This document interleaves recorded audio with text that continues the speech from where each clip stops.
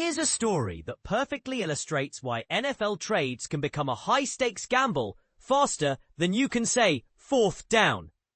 Following Miami's absolutely crushing Week 1 defeat against Indianapolis, whispers about potentially moving star receiver Tyreek Hill began circulating throughout league circles almost immediately. The reasoning was simple. If that dismal performance represents what we can expect from the Dolphins this season, why wouldn't Hill want out? Sources indicate that both Kansas City and Pittsburgh have expressed varying levels of genuine interest in bringing the speedster to their respective organizations. But here's where it gets controversial.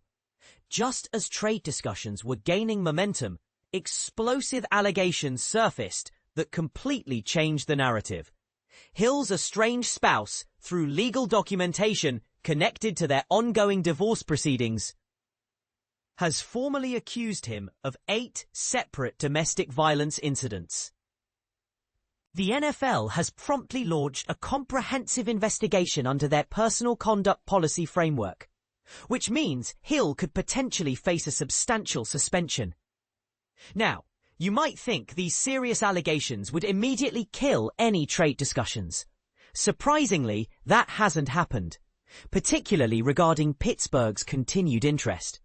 However, teams are understandably nervous about surrendering valuable draft capital, reportedly something equivalent to a third-round selection, to acquire a player who might spend 6 weeks or longer watching games from his couch. And this is the part most people miss. The entire situation hinges on one crucial factor: whether Keeta Vaccaro, Hill's estranged wife, decides to actively participate in the league's fact-finding process.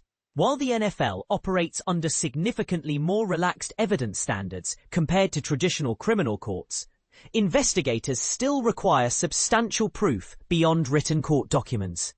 Ideally, they need direct testimony from the alleged victim herself. This exposes a fundamental weakness in the league's attempts to establish its own quasi-judicial system for handling off-field misconduct. Put simply, the NFL cannot compel anyone outside their employment structure to cooperate. When allegations lack concrete supporting evidence, like video footage or independent witnesses, and the accuser refuses to engage with league investigators, these inquiries typically reach a dead end. During his Friday media session, curiously, Miami hasn't published an official transcript in their press portal, Hill addressed the situation by stating his primary concentration remains just playing ball and spending time with my kids and just doing what I'm best at, providing for my family. Many observers interpreted that final phrase as a carefully crafted message directed toward his estranged spouse. Here's the controversial part that nobody wants to discuss openly. If Hill receives a suspension, it directly undermines his earning capacity and ability to financially support his family. This reduction in available income consequently affects the monetary resources he can allocate toward child support payments and potential alimony obligations. This reveals another significant flaw in the NFL's self-appointed role as judge and jury.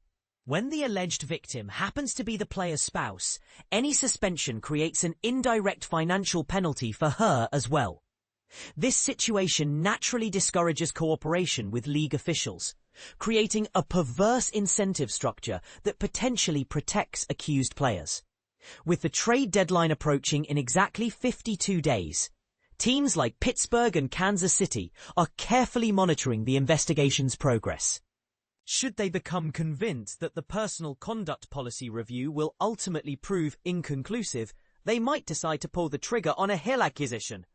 Obviously, pursuing Hill would still present considerable public relations challenges, regardless of the investigation's outcome. Each interested organization must evaluate whether the potential backlash justifies the on-field benefits. However, Hill's availability for the remainder of this season essentially depends on answering one pivotal question. Will his estranged wife choose to share her story with NFL investigators? So here's my question for you. Should teams be willing to roll the dice on a player facing such serious allegations, even if they believe the investigation might not result in discipline? And more importantly, does the NFL's current system actually protect victims? Or does it inadvertently create situations where financial considerations influence cooperation with investigations? Let me know your thoughts.